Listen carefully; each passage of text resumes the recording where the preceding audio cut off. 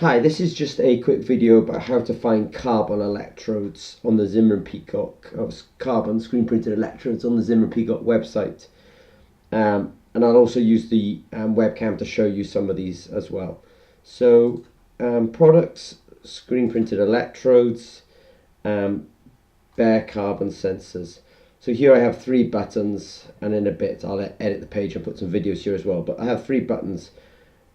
First button is, we describe it as the aqueous biosensor electrodes.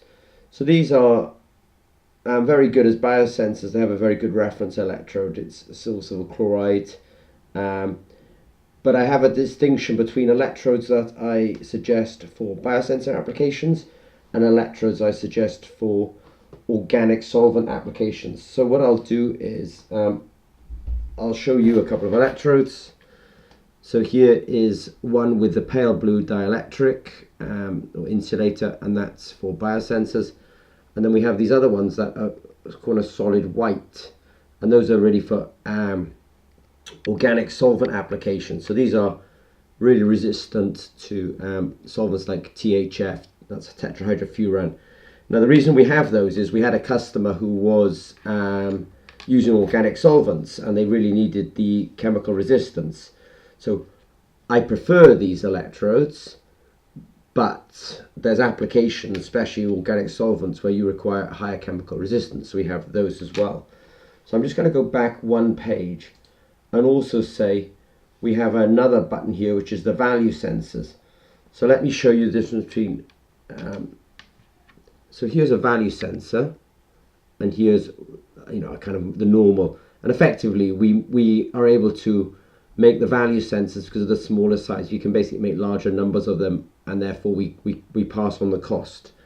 The value sensors are a similar material set to the aqueous sensors, so they'll be good for biosensor and aqueous applications, but they won't be good for very organic solvents like toluene, etc. So let's have a quick click around. So we have the aqueous sensors. On it, but behind each one of these we always have our pricing. We're kind of open on our pricing, so you can come down and select pack sizes and get pricing. People always ask us why they're so expensive at low volume, and it's effectively because it's as hard for us to ship 2 electrodes as it is to ship 10 electrodes. But so we have an awful lot of geometries, and why is that? Well, this 101 that we describe here is it's a standard electrode. It's easy to pipette onto because it's circular, so it's good for the R&D phase. We have a slightly different version of it where which we call the 101B, and the 101B effectively we have what we call a barrier layer.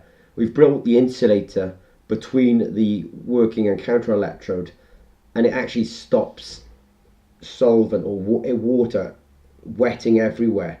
It's not a perfect solution, but that's the intention of it. So that one we call the barrier layer. We then have the 110. Basically, it's got a good sized working versus counter electrode area. Then we have the spiral.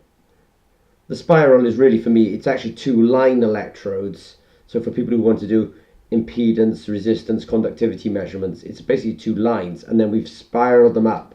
So we can, rather than having one long electrode, we've spiraled them all up, and it makes for an efficient use of the space. So we have the spiral electrodes. Then we have the mini electrodes. Mini electrodes are a good one for if you think you're going to go for high density arrays, you're going to put a lot of electrodes, in a quite small space. You might want to know, actually how small an electrode can I use without compromising my signal. So that's our mini electrode. And then we have our micro electrode, which is ridiculously small. It's a good one for people who are thinking about making really high density arrays. It will answer the question, how small an electrode can I go? And it's really good for people who are thinking about making eventually implantable sensors. It will quickly tell them, can I get away with a very small electrode and still have a good signal to noise ratio? Then we have these parallel electrodes. So we actually have an adapter, a flow adapter. So Some people, I imagine, will be using these electrodes in a flow cell, and you can either have the electrodes parallel to the flow stream or perpendicular to the flow stream, and that's why we have the two types of electrodes.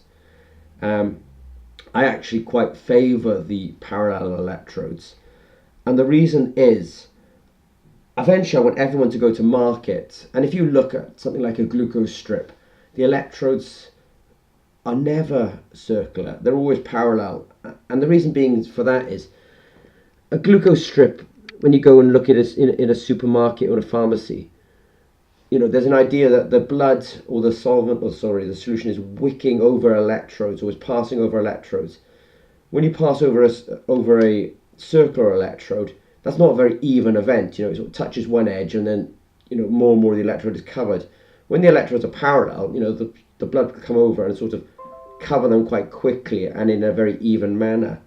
So if you're doing lab work, then I'm quite happy for you to effectively be pipetting on, and you do need circular electrodes for that.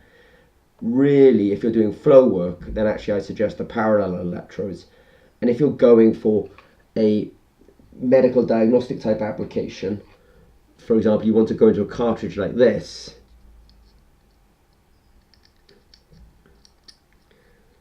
then I'm suggesting then you use these kind of parallel type electrodes.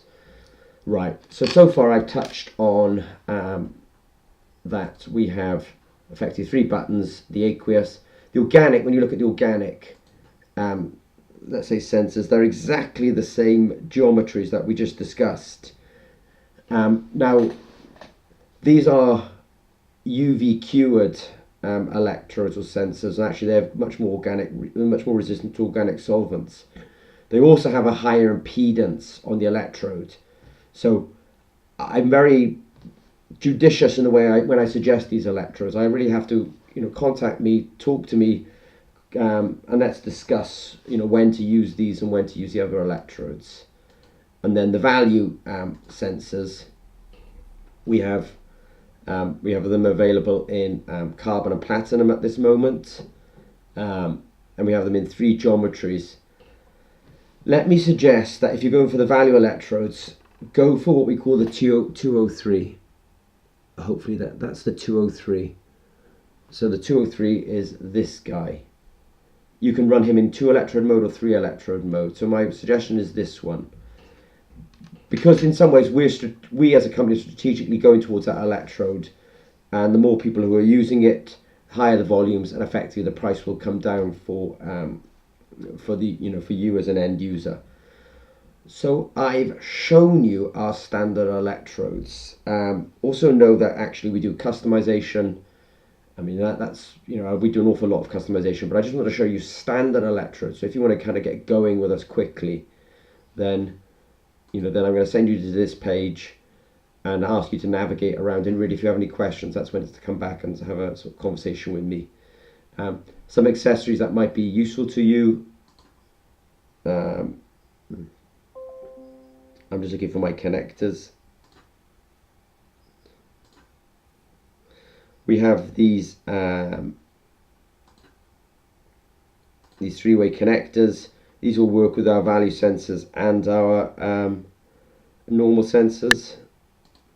We also have these things like flow cells, which I did touch upon as well. So I'll show you the flow cell as well. So there's a video that will show you how the flow cell works, but effectively there's an in and an out, and we push the liquid through. I will show it.